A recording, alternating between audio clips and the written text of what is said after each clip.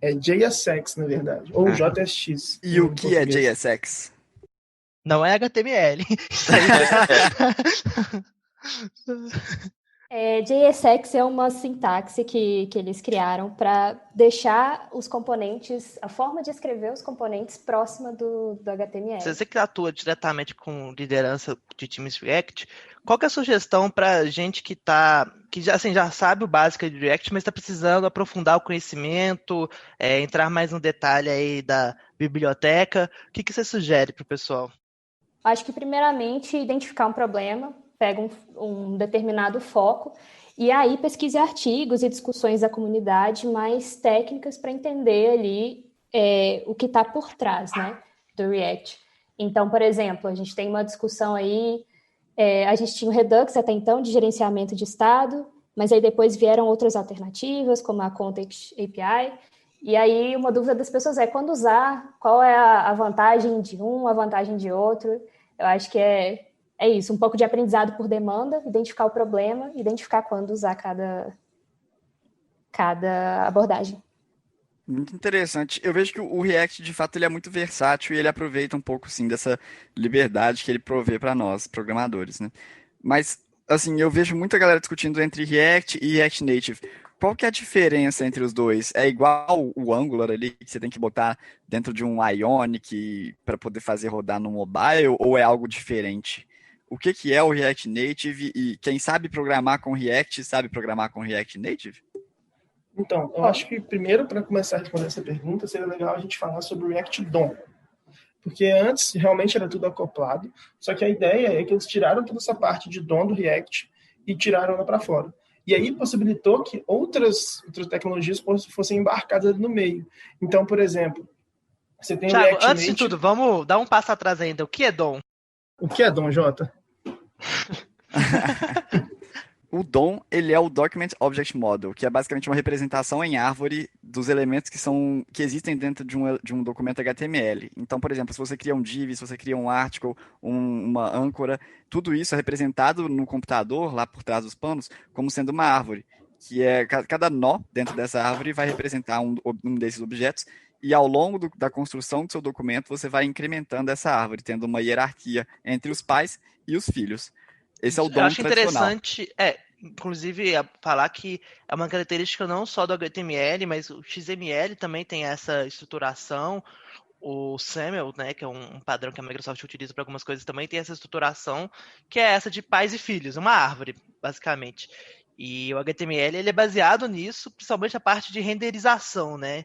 Então, a gente aqui simplificando muito a conversa, né? Porque existem bem grandes pormenores aí dentro disso, mas toda a renderização, que é, de fato, desenhar o canvas aí na tela dos navegadores, é feita baseada no DOM.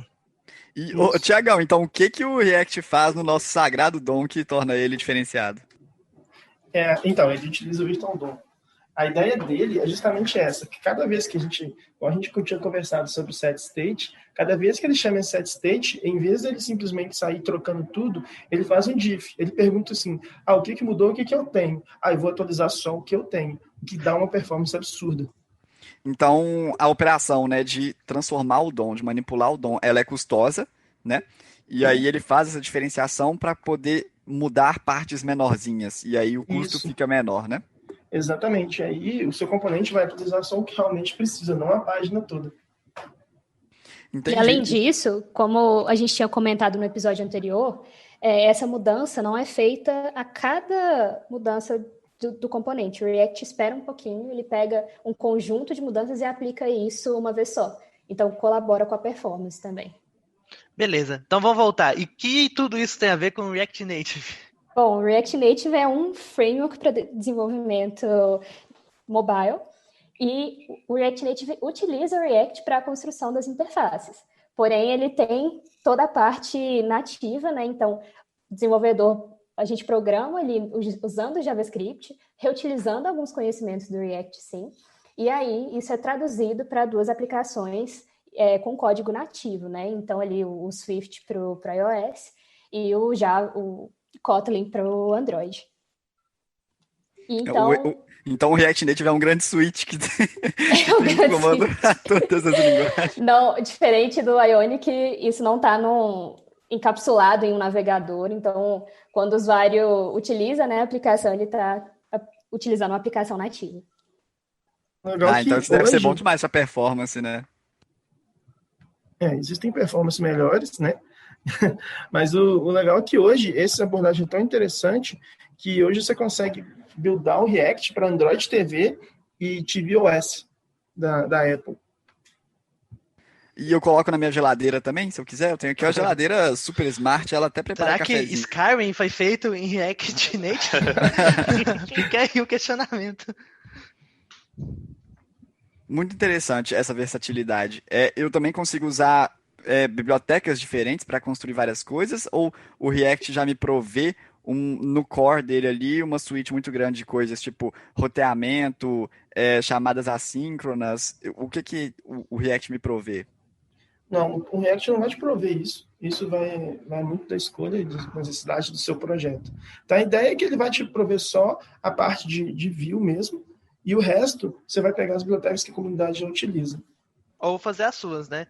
Eu acho que essa é uma das grandes diferenças quando você compara com um framework completo em relação ao Angular e outros também, que a proposta desses frameworks é eles já te entregarem, né, uma caixinha pronta com rota, igual você citou, que é uma última coisa que dá muita dor de cabeça, cache, estruturação base do app, etc, etc. Acaba que muita gente que está desenvolvendo em React acaba usando os famosos boilerplates. Mas você pode, inclusive, escrever os seus componentes do zero, inclusive tendo aquele cuidado, né, de não tornar a sua biblioteca Node ali gigantesca, porque você baixou 200 mil componentes e nem está usando 10% disso. Então, eu acho que, até a gente poder fazer um paralelo com o episódio passado, aí, na minha opinião, um pouco leigo de front-end, mas eu acredito que essa é uma das grandes diferenças entre os dois, né? O que eu vejo muito é que, fazendo esse paralelo, como você disse, é que quem geralmente mexe com React é que realmente vem muito do front-end. E quem geralmente mexe com Angular é quem já tem um background muito forte de back-end. Até mesmo por causa da estrutura dos dois projetos. Você não vê ninguém falando que o React é um MVC, né? Exatamente. É MVC dentro de uma coisa só, né? Tipo assim, o JSX tipo está Razor, tudo né? ali dentro. É maçaroca. É CSS, HTML, JS, tudo junto. Pessoal, eu vejo que a sintaxe do React, ela usa coisas muito recentes, assim, do JavaScript, especialmente ali depois do ES6, né? Tipo, nós vemos a desestruturação no uso dos hooks, nós vemos muita coisa de objeto, coisas funcionais, arrow functions, etc. E eu queria saber, vocês acham que isso é uma barreira? O uso de coisas novas da linguagem é uma barreira para pessoas novas, né? A característica declarativa do React é uma barreira ou acaba ajudando mais quem está chegando agora no mundo da programação? Nós vemos muitas pessoas que começam a programar em React, então vocês acham que isso dificulta ou atrapalha ou ajuda mais? Eu acho que ajuda. Eu acho que força a pessoa também a estudar um pouco mais de JavaScript. E além disso, a pessoa, além de estudar o JavaScript em si, ela vai começar a estudar novos paradigmas como funcional. Que é muito importante, né? Parte do JavaScript. E você, Thaís? Eu concordo com o que o Thiago falou, e é um pouco da pergunta também de aprofundar, né? Você aprende ali esse inicial e depois começa a explicar, mas o que está por baixo dos panos aqui? Como isso funciona? Então, também é uma motivação para aprofundar. Excelente. A gente vê que o senso crítico como programador, então, é fundamental, né? Independente da framework que você vai escolher, você tem que perguntar por Como que ser você está humano, usando eu aquilo. diria, né? Inclusive, tá em falta aí. Então, até pra gente ir encerrando, né? Vamos conversar um pouquinho sobre o futuro, a evolução aí do nosso querido React. Como que vocês enxergam o cuidado da comunidade nos próximos meses, né? A gente nunca pode falar nos próximos anos. Mas assim, qual que é o futuro que está aí no horizonte da biblioteca? Eu vejo um mercado de trabalho bem aquecido nessa parte, então a gente tem muitas vagas para React, e isso acaba atraindo a atenção das pessoas também. A comunidade é bastante ativa e os próprios desenvolvedores do React mesmo, como eu falei no início, eles sempre rodam pesquisas, estão sempre ouvindo as pessoas. Eles são evangelistas, né? É até chato, então, o cara chega, você já ouviu da palavra do React? Exato, pode ficar até chato. Então, eu vejo aí, pelo menos em um futuro próximo, a biblioteca crescendo e ganhando mais mercado. É JavaScript, né? Então, a cada minuto provavelmente vai sair alguma extensão para o React ou algum novo build para o React, alguma coisa assim.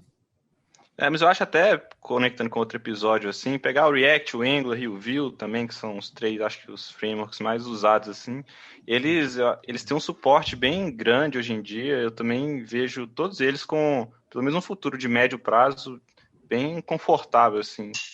Quem suporta eles está sempre ouvindo a galera, né, fazendo melhorias. Então, eu vejo esses três, além de outros que estão surgindo, mas esses três bem com futuro de médio prazo, pelo menos, bem avançado, assim, bem seguro. Acho que até mesmo por causa das pessoas que utilizam, os produtos que utilizam. O Netflix usa React, o Twitter usa React, a Microsoft no Outlook usa React.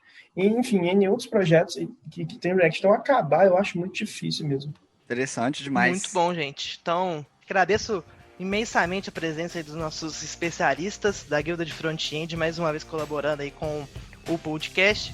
Um beijo e até a próxima, gente. Tchau. Valeu. Tchau, gente. Até a próxima. Até mais. Num futuro discutindo aí Redux. E o Vue.